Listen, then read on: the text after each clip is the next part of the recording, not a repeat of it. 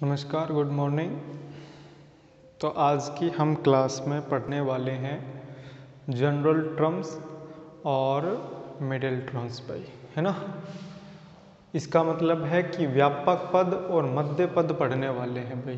पहले भी हमारा सेशन में यही चल रहा था, पार्ट नंबर 7 में।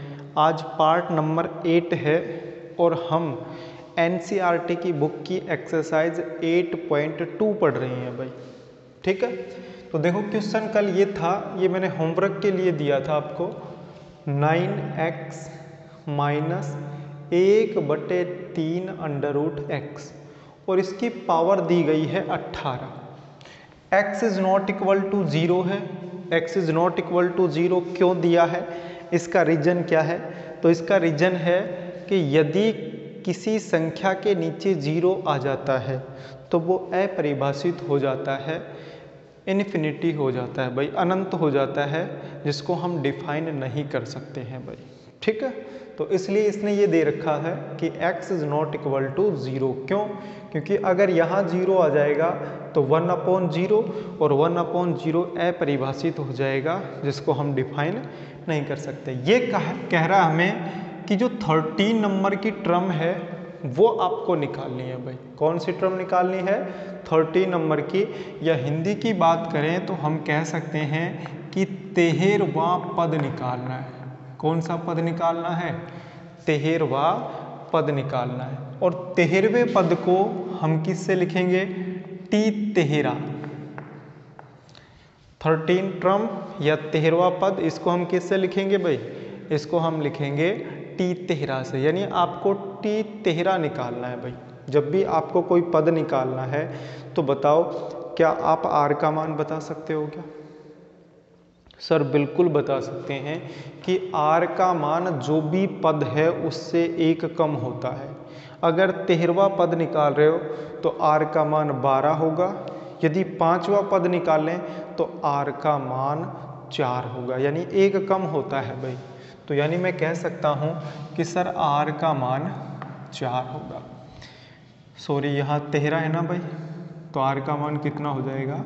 12। इसके अलावा मैंने ये भी बताया था कि जो जनरल टर्म है, जो व्यापक पद है, वो कहाँ कहाँ काम आएगा। यदि आपको कोई पद निकालना है तब भी जनरल टर्म काम आने वाली है भाई, यानी व्यापक पद काम आने वाला है। यदि किसी का गुणांक निकालना है तो भी व्यापक पद ही काम आने वाला है भाई, ठीक है।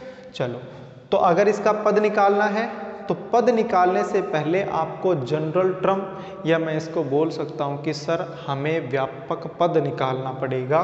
तो व्यापक पद का फॉर्मूला आपको पता होना चाहिए भाई। व्यापक पद, और व्यापक पद इंग्लिश में इसको क्या बोलते हैं भाई? जनरल पद, जनरल टर्म, ठीक है। इसका फॉर्मूला मैं पहले भी बता चुका हूँ, एक बार मैं फिर से बता देता हूँ कि इसका फॉर्मूला क्या है। यदि हम a + b की पावर n, अगर इसके जनरल टर्म की बात करते हैं, इसके व्यापक पद की बात करते हैं, तो इसका व्यापक पद होता है TR+1, यानी TR+1। यहाँ लिखोगे NCR, क्या लिखोगे? NCR। जो पहला पद है, जो पहले लिखा गया है, उसकी पावर पे इन दोनों को घटा के लिखना है भाई, यानी n-r। और जो दूसरे नंबर पर लिखा है उसकी पावर में जो यहाँ पे है वही आपको लिखनी है भाई, ठीक है। तो ये इसका होता है व्यापक पद, या इसको हम जनरल टर्म बोलते हैं भाई। ये इसका फॉर्मूला है भाई। इसके अलावा देखो, इसके अलावा यदि हम बात करें, इसके अलावा यदि हम बात करें भाई, T13 है, उसके बाद R = 12, ये हमें दिया गया है। तो हम कह सकते हैं कि सर हमें इसके लिए निकालना है। इसके लिए कौन सा पद निकालना है? T13। और T13 को अगर TR+1 में लिखना हो तो T12+1 लिखोगे कि नहीं लिखोगे भाई? भाई इसको TR+1 में लिखना है 13 को, तो T13 = T12+1 लिख सकते हैं। क्या लिख सकते हैं? 12+1। 1। यहाँ जो r का मान 12 होगा +1 तो पीछे रहेगा ही भाई। अच्छा सर ये लिख दिया, आगे क्या आएगा, इज इक्वल टू में देखो क्या आएगा, r की जगह 12 लिखना है। a क्या होता है भाई, सर a होता है जो आगे लिखा गया है, और आगे क्या है सर, आगे है 9x, यानी a की जगह आपको 9x लिखना है। b क्या है भाई, जो पीछे लिखा गया है, और पीछे क्या लिख रखा है, -1/3 √x, -1/3 √x। ठीक है भाई माइनस भी आएगा, 1/3 √x भी आएगा। n की जगह यानी पावर, तो पावर कितनी दे रखी है, 18 दी गई है, तो n का मान 18 लिखना पड़ेगा भाई। n का मान कितना हो जाएगा, 18 हो जाएगा। ठीक है, ठीक है सर, तो आगे क्या करना है, आगे देख लो क्या करना है। t13 = t12 + 1 = लिखो n की जगह क्या लिखूं सर, 18 लिख दो, 18 CR, r का मान आपको पता है ना, देखो r + 1 यानी 12 + 1, तो r की जगह 12 है कि नहीं है, या जो भी पद निकालते हो उससे एक कम r का मान होता है भाई। ठीक है, तो यहाँ पे लिखोगे 12, उसके बाद है a, बताओ a की जगह क्या लिखूं सर, 9x लिख दो, लो भाई 9x, उसके बाद n - r मतलब इन दोनों को घटा के लिखना है, तो 18 - 12 करोगे तो सर 6 आने वाला है, तो यहाँ पे क्या लिख दो, यहाँ पे लिख दो 6। उसके बाद b की जगह क्या लिखोगे, -1/3, उसके बाद √x, और इसकी पावर कितनी आ जाएगी भाई 1 की पावर तो n - r हो गया, और b की पावर r, यानी b की जगह ये लिख दिया पावर r का मान जो यहाँ पे है वही r का मान होगा, यहाँ 12 है तो r का मान कितना होगा, 12 होगा भाई। ये इसका 13वां पद आ गया भाई। थोड़ा घना सोल्व करना चाहें तो कर सकते हैं, जैसे 18c12, 18c12, यहाँ 9 की पावर 6 यानी 9 की पावर 6 सर, x की पावर 6 यानी x की पावर 6, माइनस की पावर 12, माइनस की पावर एक सम संख्या है, तो सर हम कह सकते हैं कि सर प्लस आने वाला है। अगर माइनस आ जाए, उसकी पावर यदि इवन नंबर है तो प्लस, अगर ओड नंबर है तो माइनस, तो माइनस की पावर 12 यानी प्लस हो गया, 1 की पावर 12 सर 1 हो गया, 3 की पावर 12, 3 की पावर 12, उसके अलावा देखो, उसके अलावा हमारे पास है √x, x की पावर 1/2 भाई, √x का मतलब देखो, √x का मतलब होता है कि सर x की पावर 1/2, अंडर का मतलब पावर आधी यानी 1/2, और इसकी पावर 12 भी तो आएगी, जैसे ही 12 लेके आओगे तो ये कट जाएगा, तो x की पावर 6 आ जाएगा। क्या आ जाएगा, x की पावर 6 आ गया। ठीक है सर x की पावर 6 से x की पावर 6 को कैंसिल करो आप, लो भाई कर दिया, 18c12, 9 की पावर 6 है, 9 की पावर 6 को क्या मैं 3 की पावर 12 लिख दूं, और अपॉन में 1/3 की पावर 12। सर ये 9 की पावर 6 को 3 की पावर 12 आपने कैसे लिख दिया, ये बात समझ में नहीं आई। आ जाएगी भाई, समझो।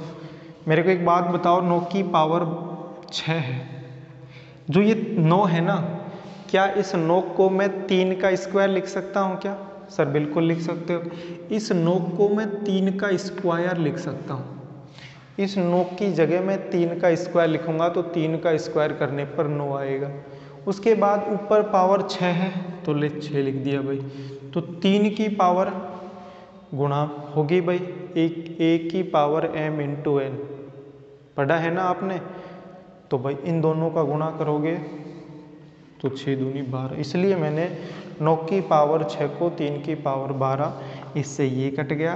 तो जो आपका आंसर आया, वो आ गया 18c12, और 18C12 को आप NCR के फॉर्मूले से सोल्व भी कर सकते हो भाई, ठीक है। तो वो आपका आंसर आ जाएगा, ये आपका आंसर आ गया।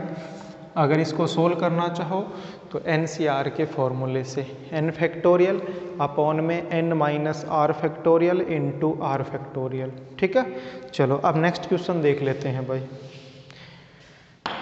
तो ये क्वेश्चन समझ में आ गया होगा, बिल्कुल इजी था, 13वां पद निकलवा रहा था। पद जब भी निकलवाए या कोई गुणांक पूछे तो आपको क्या करना है, आपको जनरल टर्म्स यानी व्यापक पद का प्रयोग करना है। व्यापक पद का एक सिंपल सा फॉर्मूला है TR+1 = NCR।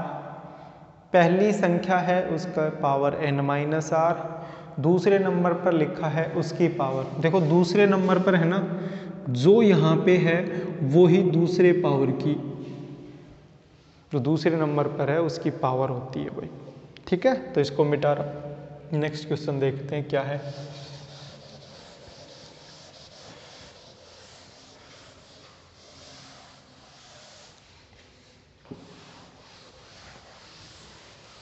अगला क्वेश्चन देखते हैं भाई क्या है, क्या उसके अंदर भी जनरल टर्म यूज करेंगे, अभी पता लग जाएगा भाई।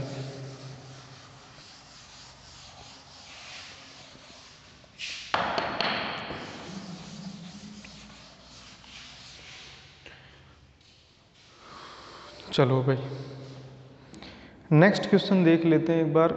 नेक्स्ट क्वेश्चन, क्वेश्चन नंबर 6 हो गया। क्वेश्चन नंबर 7 देखो, क्वेश्चन नंबर 7 क्या कह रहा है, निम्नलिखित प्रसारों के मध्य पद ज्ञात कीजिए। मध्य पद का मतलब है कि बीच का पद पूछ रहा है हमसे। तो देखो एक तो 7वां एक 8वां, 2 क्वेश्चन है भाई, तो मैं एक करवा रहा हूँ 8वां क्वेश्चन। पहले 8वां देखो, अब हमसे मध्य पद पूछ रहा है।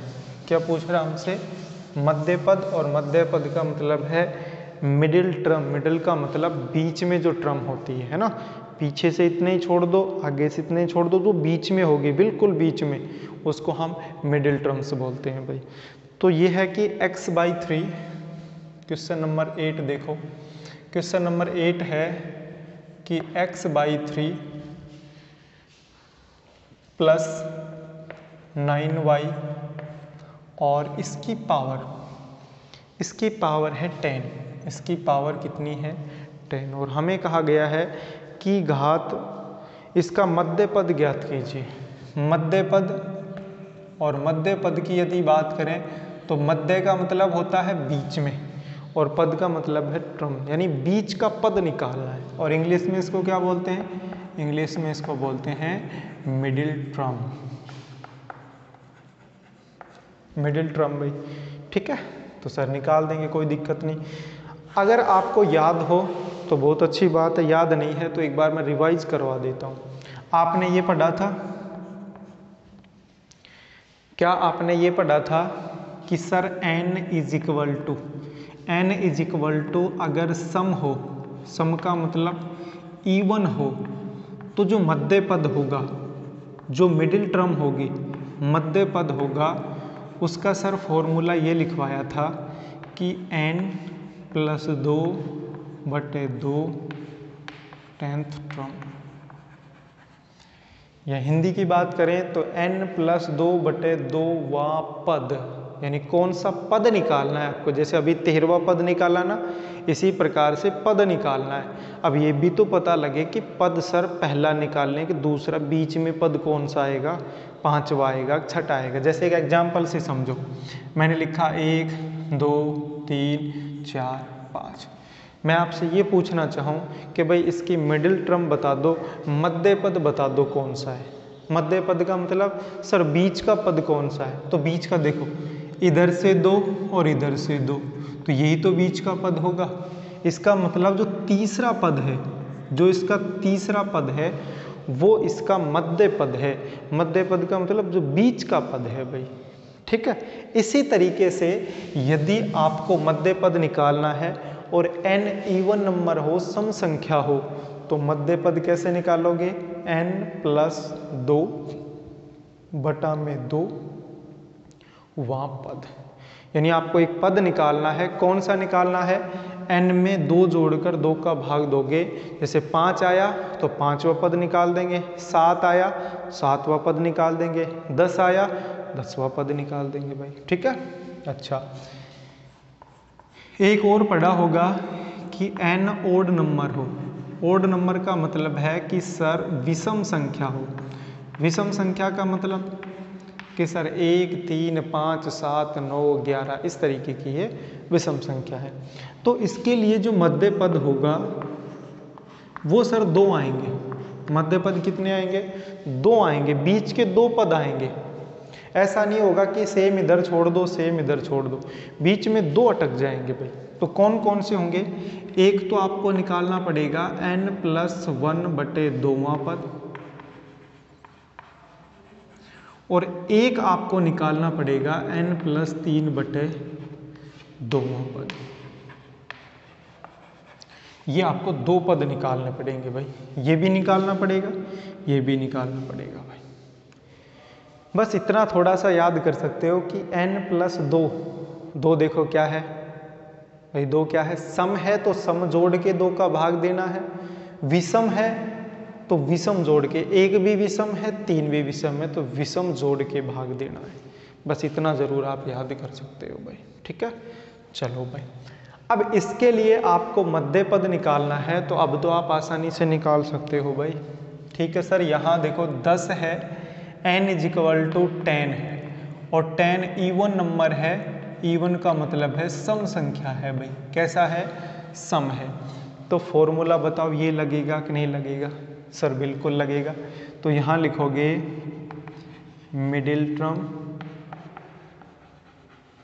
मिडिल टर्म्स की बात करें तो सर n+2/2वां पद। ठीक है, यानी n+2/2वां पद आपको निकालना है।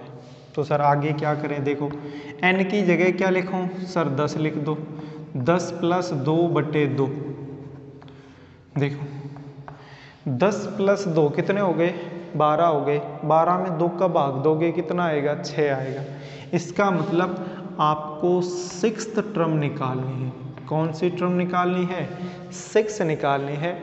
और टर्म निकालना अभी आपने सीखा था, जैसे फर्स्ट क्वेश्चन किया था कि 13वां पद ज्ञात कीजिए, 13 टर्म निकालनी है भाई। तो ये तो हमने अभी पढ़ाई है। तो इसी तरीके से आपको यदि इसका मध्य पद चाहिए, मिडिल टर्म चाहिए, तो वो कौन सी मिडिल टर्म होगी? 6 नंबर पे आएगी, छठा पद आएगा भाई। इसका मतलब आपको T6 निकालना है। क्या निकालना है? T6। और जब आपको T6 निकालना है भाई, छठा पद का मतलब क्या हुआ? T6 यानी छठे नंबर का निकालना है। और T6 तो R का मान तो आप डायरेक्ट बता सकते हो कि सर अगर आपको पद हमें पता है कि छठा निकालना है तो R का मान 1 कम होता है।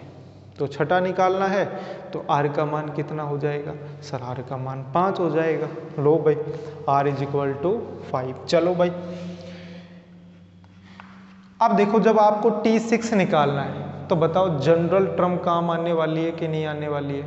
मैं पहले बता चुका हूँ, यदि आपको कोई गुणांक निकालना हो, यदि कोई पद निकालना हो, तो उसके अंदर जनरल टर्म यूज करनी पड़ेगी भाई। ठीक है। तो देखो जनरल टर्म क्या है, डायरेक्ट लिख देता हूँ। सर यही तो है, TR+1 = NCR, 1 की पावर n-r और b की पावर r है। सर ये तो हमने पढ़ा है, बिल्कुल पढ़ा है। तो T6 निकालना है ना भाई, तो T6 को 5 + 1 लिख दो। n की जगह देखो, इसमें n का मान कितना है? सर 10। CR का मान कितना है? सर R का मान 5 है, 5। उसके बाद A, देखो A मतलब जो पहले लिखा है x/3, तो यहाँ लिखोगे x/3 और इसकी पावर n-r। n-r का मतलब है कि 10 - 5 यानी 5 हो गया। फिर है b यानी 9y, तो यहाँ लिखोगे 9y और इसकी पावर r का मतलब जो यहाँ लिखा हुआ है वही r का मान होता है भाई। तो यहाँ 5 है तो यहाँ आ जाएगा 5। ठीक है, ये हमारे पास आ गया, ये इसका मध्य पद होगा भाई। आगे इसको थोड़ा घना सोल्व करना चाहें तो देख लो भाई, आगे क्या करना है हमें। आगे सर हमारे पास आ जाएगा tan C5 x की पावर 5 और 3 की पावर 5, यानी x की पावर 5 अपॉन में 3 की पावर 5 इंटू 9 की पावर 5, 9 की पावर 5 इंटू वाई की पावर 5। थोड़ा घना सोल्व करना चाहें तो कर सकते हैं भाई। देखो tan C5, ठीक है, x की पावर 5 y की पावर 5 अपॉन में, देखो अपॉन में है 3 की पावर 5 इंटू 9 की पावर 5 है भाई। 9 की पावर 5 को 9 को मैं 3 का स्क्वायर लिख सकता हूँ भाई। जो 9 है उसकी जगह मैं 3 का स्क्वायर लिख सकता हूँ, इसकी जगह 3 का स्क्वायर, लेकिन उसकी पावर फिर 5 है। 3 का स्क्वायर फिर 5 से मल्टीप्लाई होगा तो 3 की पावर 10 हो जाएगी, यानी 3 की पावर 10। 3 की पावर 5 से 5 पावर कट जाएंगी, 5 पावर रह जाएंगी भाई। इसका मतलब जो हमारा आंसर आया tan C5 3 की पावर 5 x की पावर 5 y की पावर 5, और ये ही आपका आंसर है भाई। ठीक है, ये आपका क्या है, आंसर है भाई। कंप्लीट, समझ में भी आ गया होगा। आशा करता हूँ कि मध्य पद निकालना कोई डिफिकल्ट नहीं है, बस ये देखना है कि कौन सी टर्म है वो मध्य पद होगी। और इसके लिए अगर इवन नंबर है तो n+2/2 जो भी आएगा वो टर्म निकालनी है। ओड नंबर है तो n+1/2 जो टर्म आएगी वो निकालनी है, और n+3/2 यानी उसके अंदर दो टर्म निकालनी पड़ेंगी। ठीक है, नेक्स्ट क्वेश्चन देखते हैं भाई क्या है। अगला क्वेश्चन, क्वेश्चन नंबर 9। देखो क्वेश्चन नंबर 9 क्या है।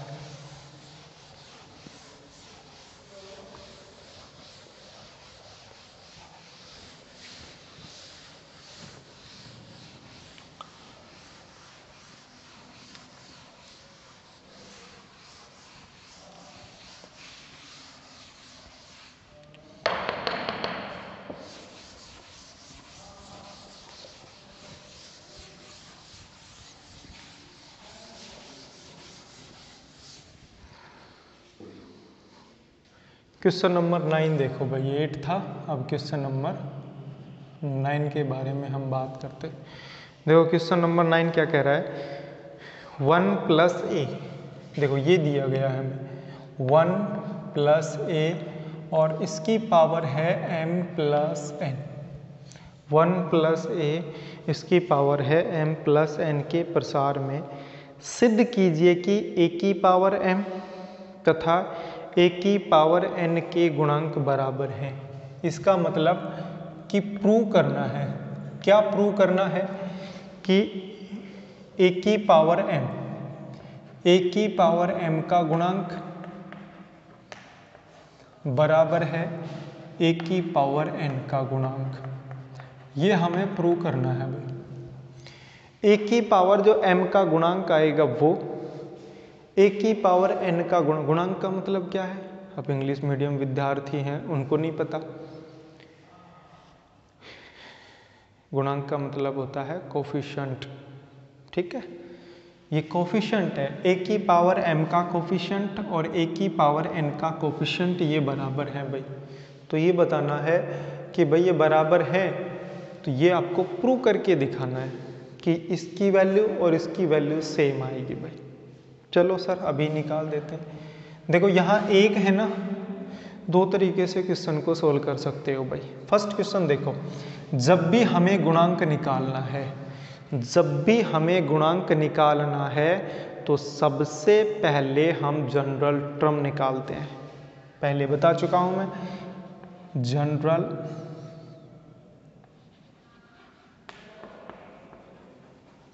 जनरल टर्म्स यानी इसको हम क्या बोलते हैं, व्यापक पद बोलते हैं भाई। क्या बोलते हैं इसको, व्यापक पद बोलते हैं। जब आपने व्यापक पद बोला है तो a + b इसकी पावर n, इसका व्यापक पद होता है tr+1, tr+1 = सर NCR, जो फर्स्ट पे लिखा हुआ है उसकी पावर इन दोनों को घटा के लिखना है और b की पावर r लिखना है। यही तो है भाई। तो आगे देखो क्या आ जाएगा, आगे देखो हमें इसका गुणांक चाहिए, हमें इसका गुणांक चाहिए। चलो अभी देखते हैं क्या आएगा गुणांक। tr+1 = n की जगह क्या लिखूं सर, n की जगह पावर है m+n c। r जब हम गुणांक निकालते हैं तो r का मान हमें पता नहीं होता है, r का मान हमें ज्ञात करना होता है भाई, ठीक है। तो n की जगह m+n पावर आ गया, c r का मान पता नहीं, a यानी 1, तो 1 की पावर इन दोनों का घटा, यानी ऐसे तो लिखोगे m+n माइनस में r। उसके बाद b मतलब जो दूसरे नंबर पर, यहाँ दूसरे नंबर पर a है तो 1 की पावर r यानी 1 की पावर r। या मैं कह सकता हूँ कि सर m+n(CR) 1 की पावर r आया है, क्योंकि 1 की पावर कितनी भी हो उसका मान क्या आने वाला है, 1 आने वाला है भाई, ठीक है। ठीक है सर, ये आ गया। अब मेरे को निकालना है a की पावर m का गुणांक, तो यहाँ लिख देता हूँ a की पावर m का गुणांक। देखो भाई a की पावर m का गुणांक कैसे निकालते हैं। यहाँ a की पावर उठाओ सर, a की पावर r है, यहाँ से हमने a उठाया, a की पावर r, इसका गुणांक निकालना है तो बराबर में यही तो लिखते थे भाई, याद करो। जब हम गुणांक निकालते थे तो यहाँ से x की पावर उठाते थे, यानी x में जो भी है x का पार्ट उठाते थे और फिर x का पार्ट रख के घातों को बराबर रखते थे। देखो जब ये दोनों बराबर हैं तो इनकी घात भी बराबर होगी, यानी r का मान कितना आ जाएगा, m। इसका मतलब जब इसका गुणांक निकालोगे तो उसमें r का मान m लिखना है, तो मैं कह सकता हूँ a की पावर m का गुणांक